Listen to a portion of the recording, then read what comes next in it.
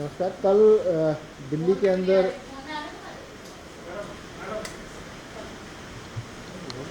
दिल्ली में last month sero survey किया गया था, जिसमें ब्लड का सैंपल लिया जाता है और देखा जाता है कि शरीर के अंदर एंटीबॉडीज़ बनी है या नहीं बनी है।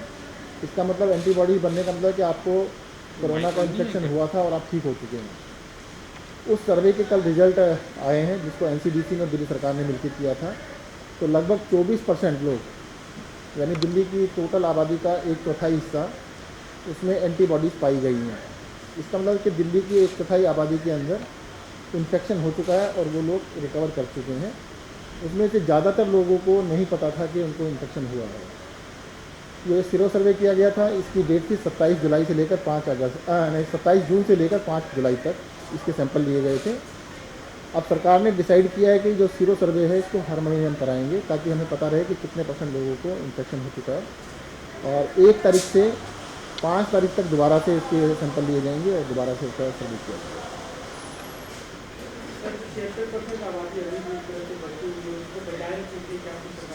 देखिएगा, मैं फिर से कहना चाहूँगा, सभी लोगों को सतर्क रहने की ज़रूरत है। और इसके अंदर बेसिक 3 चीज़ें जो बार बार कही जाती हैं। पहला कि मास्क लगा के रहिएगा, सोशल डिस्टेंसिंग का पालन कीजिएगा और बार बार अपने साबुन से और पानी से हाथ धोते रहिएगा। इसका ध्यान रखने की बहुत ज़्यादा आवश्यकता है। और देखिएगा, अभी क्योंकि ये सर्वे जो हुआ था 27 जून से लेकर 5 जुलाई के बीच में था, और इसमें एंटीबॉडीज़ लगभग 15 दिन के बाद आती हैं। तो आप ये मान सकते हैं कि 15 जून का स्टेटस है ये। 15 जून से 30 जून के बीच का स्टेटस, यानी 1 महीना पुराना स्टेटस कह सकते हैं ये था। तो उसके बाद भी उसी तक कुछ लोग इन्फेक्ट होकर ठीक है। कितनी मेडिकल टीम आप इसके लिए बनाएंगे और किन किन इलाकों में ये सीरो सर्वे होगा? पहले ये था कंटेनमेंट जोन के बाहर सर्वे हुआ। नहीं, देखिएगा जो सर्वे किया जा रहा है ना, ये सर्वे को बिल्कुल प्रॉपर सर्वे के हिसाब से किया जा रहा है। हर इलाके में किया जा रहा है। कंटेनमेंट जोन में भी है, कंटेनमेंट जोन से बाहर भी है, यंग भी हैं, बुजुर्ग भी हैं, महिलाएं भी हैं, पुरुष में, ताकि representative sample of the society रहे, पूरी सोसाइटी को रिप्रेजेंटेटिव सैंपल रहे, उसके हिसाब से किया गया था। लगभग 21,000 लोगों का सैंपल लिया गया था। सर, अभी जो सर्वे लिया जा रहा था तो ये था कि किसी एक फैमिली में मेडिकल टीम जाती थी और उसमें से रैंडम किसी एक शख्स को चुन लिया जाता था और उसका ब्लड सैंपल लिया जाता था। अभी आप 11 जिलों में डिवाइड कर रहे हैं या 272 देखिएगा, डिवाइड कर रहे हैं? मैं बताऊँ, उसकी स्ट्रेटेजी बना रहे हैं बिल्कुल। वो पूरा साइंटिफिक तरीके से होता है, उसका पूरा प्रोटोकॉल्स हैं। ऐसा नहीं कि आप एक जगह बैठ जाइए, एक जो आएगा उसका, आने वालों का नहीं करते हैं। इसमें खुद डिसाइड करना होता है कि किसका सर्वे हमने करना है। आप लोग तो खुद भी कहते हैं सर्वे कराते रहते हैं, पोल सर्वे कराते हैं, तो पता होता है कि कैसे सर्वे कराना है, कि 10 आदमी का कराना है, 10 के घर का कराना है। तो उसी तरीके से पूरा प्रोटोकॉल बनेगा और उसको रिपीट किया जाएगा।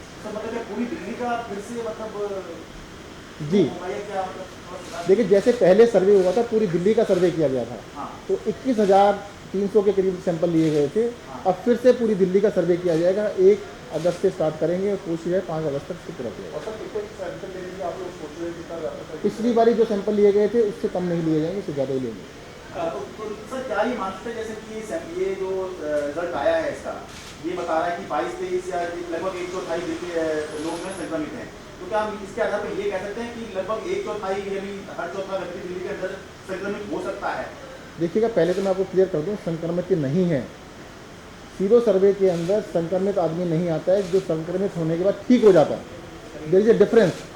आप ये मत मान के चलिए वो बीमार है, वो बीमार होने के बाद ठीक हो चुका है, जिसके शरीर में एंटीबॉडीज़ बन चुकी हैं। ठीक होने के बाद भी हफ्ते 15 दिन के बाद उसके अंदर सर्वे में आता है, जो सैंपल लिया जाता है। तो दिल्ली के अंदर लगभग 25% लोग इन्फेक्ट होने के बाद ठीक हो चुके हैं।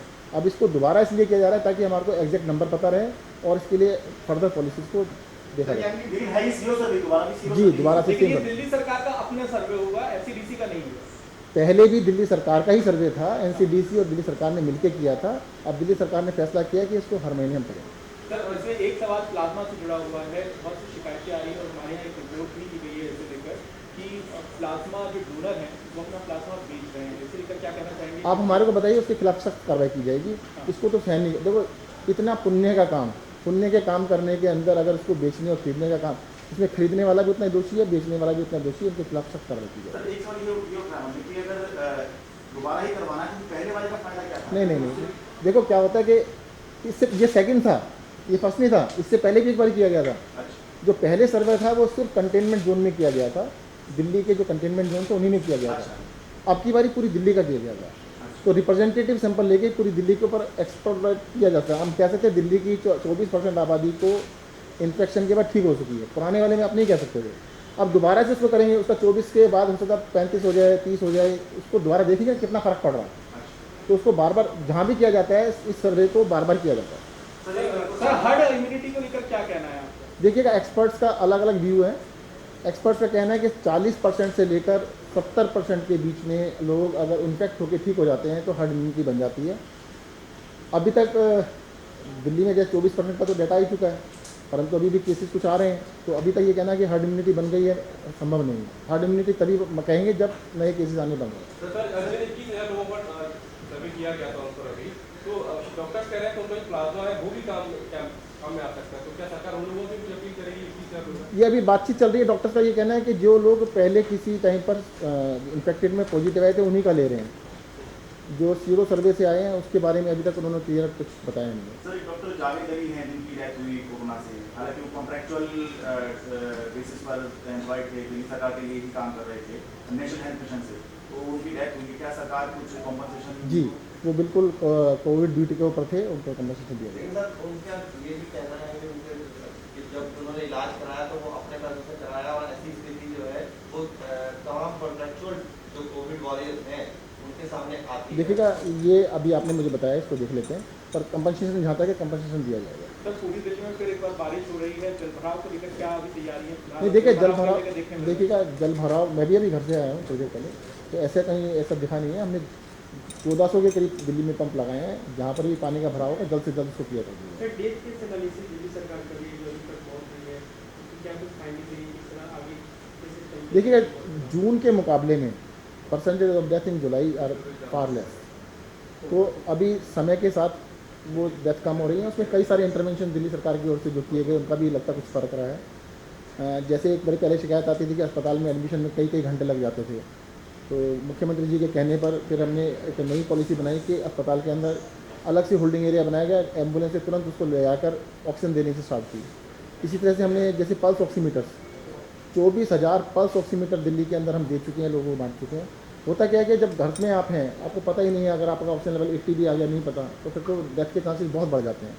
तो आपको इमीडिएटली पहले से पता है तो you can go earlier to the hospital, तो उसकी वजह से डेथ अब पहले के मुकाबले में कम हो रही है। सर 25% लोग, जैसा कि सर्वे में पता चला कि कोरोना हुआ ठीक भी हो गए, अभी भी आप मानिए कम्युनिटी स्प्रेड था?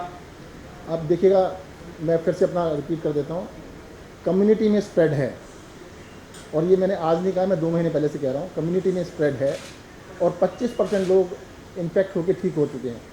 अब इसको कम्युनिटी स्प्रेड कहते हैं नहीं कहते हैं, जैसे डिक्शनरी वर्ड है एक तरह से। अब इसके बारे में डिसीजन तो एनसीडीसी या केंद्र सरकार वही फैसला करेंगे कि कम्युनिटी स्प्रेड है या नहीं है। या सर मेट्रो ब्रिज के लिए अभी एडवाइजरी भी ट्रैफिक पुलिस ने जारी कर दी कि वहाँ वाटर लॉगिंग शुरू हो गई है, उसको अवॉइड किया जाए। दूसरा रास्ता देखिएगा, अगर पानी भरता है किसी वजह से तो उसको तुरंत निकाल दिया जाए, पर बारिश रुकने के, जब अगर तेज़ बारिश होती है थोड़ी देर तो भर सकता है।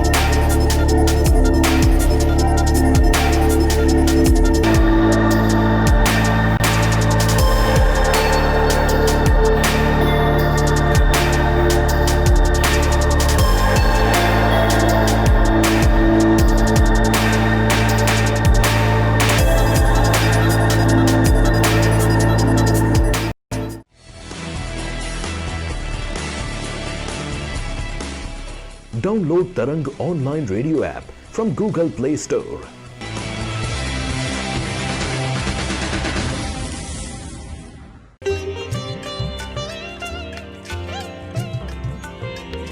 You are listening to Tarang Devotional Online Radio.